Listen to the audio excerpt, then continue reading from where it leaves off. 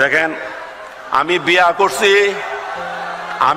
করছি বুঝলেন, বিয়া করছি আজকে, এটা হিসাব অন্যভাবে বলবো, 170 কোটি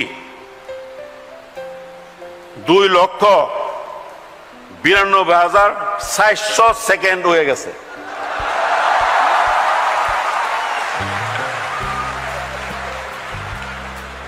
তো হঠাৎ তো বলতে পারবে না সময় কতদিন হয়েছে, আসলে হয়েছে 54 বছর আজকে 2 দিন।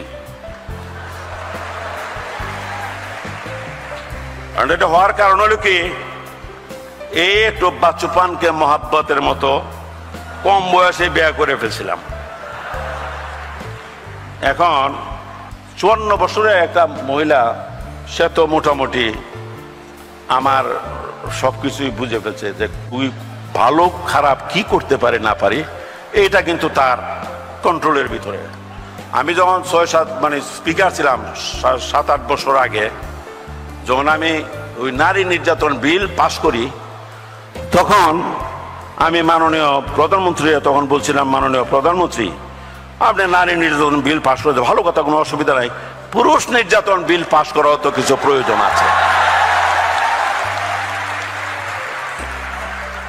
পরে বলছে যে এটা এই মুহূর্তে প্রয়োজন নাই, পরে দেখা যাবে যদি হয় তাহলে করা হবে।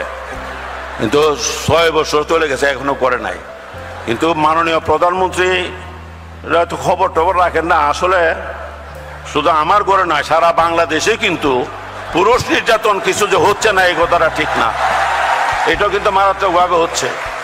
ভুক্তভোগীরা এটা কিন্তু আসলে টের পাচ্ছে। দেখেন, ইদানিং কয়েক মাস আগে আপনারা জানেন, এই যে প্রিয়াঙ্কা চোপড়া আছে না, প্রিয়াঙ্কা চোপড়া তো সবাই চিনেন। আমি যদি বুড়া বয়সে চিনি, আর এই ছেলেরা তো না চিনার কোনো কারণেই নাই।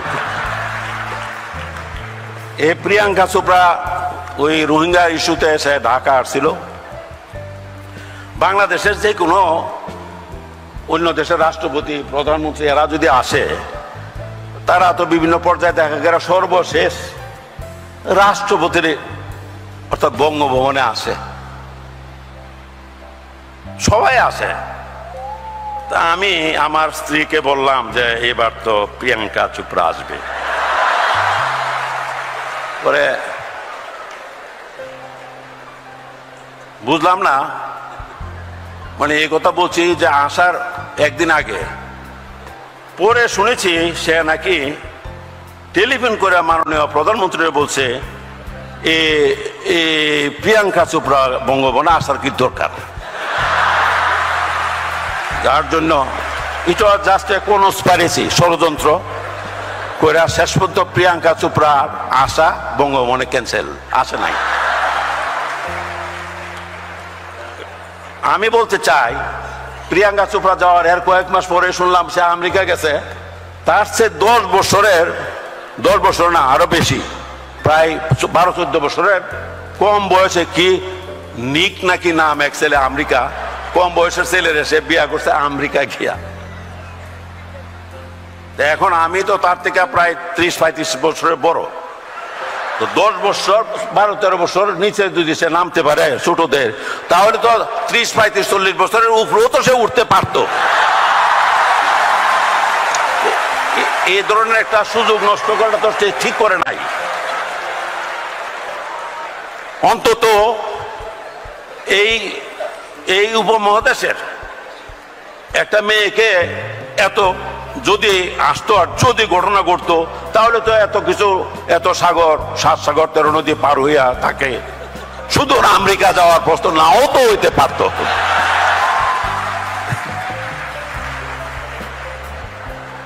সবাই কি করা যায়, সবাই কপাল, ভাগ্য, কিছু করার নাই।